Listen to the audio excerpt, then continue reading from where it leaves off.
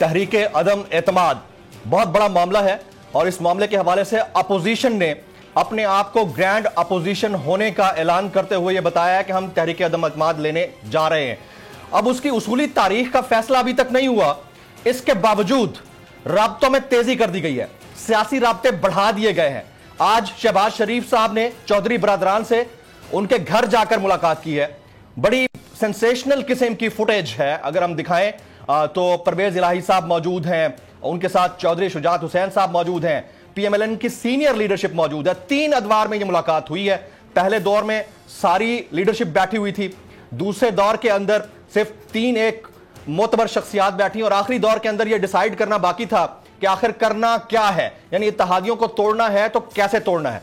अब बड़ा इंपॉर्टेंट सवाल यह है कि इत्तेहादी यकीनन हुकूमत के साथ मिले हुए हैं तो हुकूमत अपने नंबर्स पूरे किए हुए हैं। अगर उनमें से कोई 2-4 इत्तेहादी टूटते हैं तो हुकूमत के लिए बड़ा सेटबैक होगा, लेकिन यह कई दफा हो चुका है। पाकिस्तान में 2 दफा तहरीके अदम एतमाद आई, जिसकी तफसील मैंने गुज़िश्ता अपने शो में रखी थी। दोनों दफा बुरी तरह पिट गई। अब तहरीके अदम एतमाद अगर आती है तो क्या यह इत्तेहादी जो तासुर कायम करते हैं कि हमारे साथ नाइंसाफी हो रही है, हमें काम नहीं करने दिया जा रहा, हमें मराआत नहीं मिल रही, हमारी पब्लिक हमसे नाला है, हुकूमत परफॉर्म नहीं कर रही, वो ये सब कुछ करके तमाम तर बेनिफिट लेकर दोबारा हुकूमत के साथ सेटल हो जाएंगे, या फिर ये टूटेंगे, अपोजिशन से मिलेंगे और हुकूमत को घर भेजने का उसूली फैसला होगा। अब एक तारीख यह भी है जो मैं गुज़िश्ता रोज फिर शो में बता चुका था कि पाकिस्तान के अंदर प्राइम मिनिस्टर ने 5 साल अभी तक मुकम्मल नहीं किए, चौथे साल में उनको घर भेज दिया जाता है। अब कौन सी तारीख अपने आप को दोहराती है, तहरीके अदम एतमाद वाली या प्राइम मिनिस्टर के घर जाने वाली, यह फैसला वक्त करेगा। लेकिन इत्तेहादी इस वक्त शदीद नाला है और खुद पाकिस्तान तहरीके इंसाफ के अंदर से आवाजें उठना शुरू हो गई हैं। अहमद जवाद साहब कुछ दिन पहले शदीद नाराज हुए मरी वाक़े के ऊपर, उसके बाद वो सेक्रेटरी इत्तलात थे पाकिस्तान तहरीक इंसाफ के, उन्होंने कुछ अरसा तुर्की में गुजारा और उसके बाद पाकिस्तान तहरीक इंसाफ छोड़कर वो पाकिस्तान मुस्लिम लीग नवाज ज्वाइन कर चुके हैं।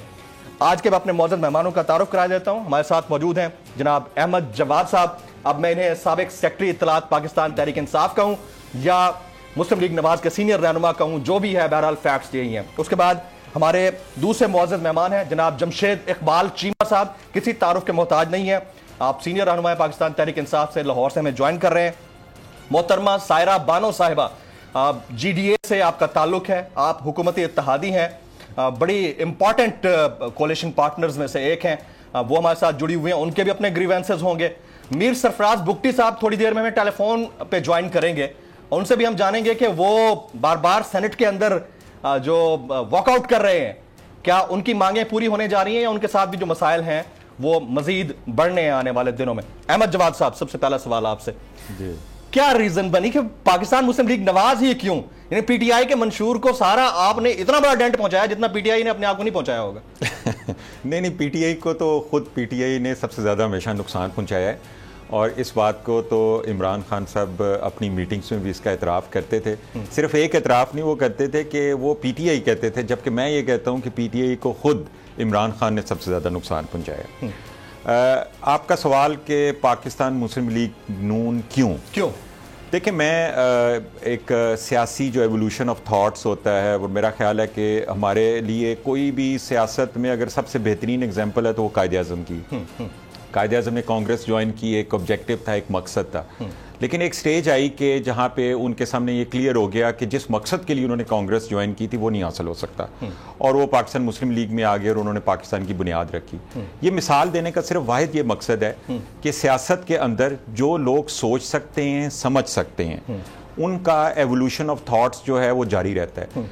और हमारे मुल्क में एक और एवोल्यूशन ऑफ थॉट्स भी है, लेकिन उसकी बुनियाद डील्स के ऊपर है, उसकी बुनियाद है हुकूमत वक्त को ज्वाइन करना। आप किसी डील के तहत नहीं जाए? मेरी तो ना कोई डील है और हुकूमत वक्त को छोड़ के मैं जो है अपोजिशन को ज्वाइन कर रहा हूं। नवाज शरीफ साहब को आप पीटीआई के प्लेटफॉर्म से चोर कहते रहे, नवाज शरीफ साहब को बड़ा चोर कहते रहे, इसके अलावा मरियम नवाज शरीफ साहिबा से मुतालिक, लेकिन आपने बड़े नस्तालीक अंदाज में गुफ्तगू की, ये कभी डायरेक्ट इस तरह के मैं कभी भी चोर डाकू का लफ्ज़ फिर आप उनके साथ खड़े होकर तस्वीरें आ रही हैं आपकी, तो बड़ा अचंभे की बात है ना। देखें, एक तो ये है कि मैं पार्टी में होते हुए भी, तहरीक इंसाफ में भी होते हुए, इस चीज़ को कभी मैं नहीं कहता था चोर और डाकू। मैं ये समझता हूँ कि महज़ब मुआशरों के अंदर अगर इस बात का फैसला हमने एक दूसरे पे इल्ज़ाम लगाना है, मैं आपको कुछ करार दे दूँ, आप मुझे करार दे दें, तो इससे तो रूल ऑफ लॉ नहीं होता, इससे तो मुहज़्ज़म मुआशरे नहीं बनते।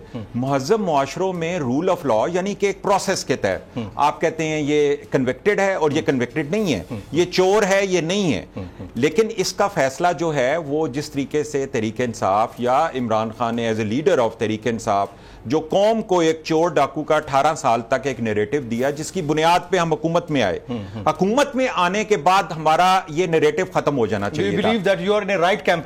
मैं ये कह रहा हूं कि 18 साल के बाद जब हम हुकूमत में आए तो हमारा इस नैरेटिव पे नहीं चलना चाहिए था। अब हमें परफॉर्म और डिलीवर करना चाहिए था, और जो हमने कहा है उसको साबित करते कि ये चोर हमने कहा था हमने साबित कर दिया, ये डाकू था ये साबित कर दिया। आप समझते हैं कि आप तहरीक इंसाफ से बेहतर कैंप में हैं इस वक्त? बिल्कुल, मैं समझता देखें इनकी लीडरशिप को भी अगर आप देखें तो पाकिस्तान की तारीख में, सियासी तारीख में किसी को भी इतनी ज्यादा रिपीटेडली किरदार कशी, एहतसाब जो कि एक इम्तियाजी एहतसाब, चाहे वो मुशर्रफ का दौर था या इमरान खान का दौर था, लेकिन कुछ भी साबित नहीं हो सका।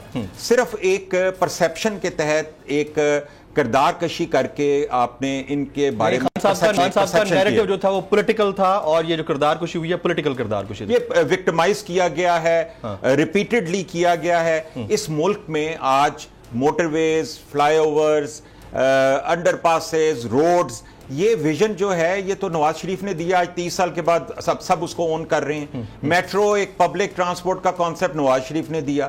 तो इस मुल्क ऑरेंज ट्रेन का जो आज हम देख रहे हैं, ये 5-10 साल के बाद जो भी हुकूमत होगी वो भी इसको फॉलो करेंगे। यानी विजन तो ये होता है ना कि आप वक्त से पहले कौम को और मुल्क को बताते हैं कि ये आपके लिए अच्छा है, और फिर कुछ अरसे के बाद सबको पता चलता है कि हाँ ये विजन था।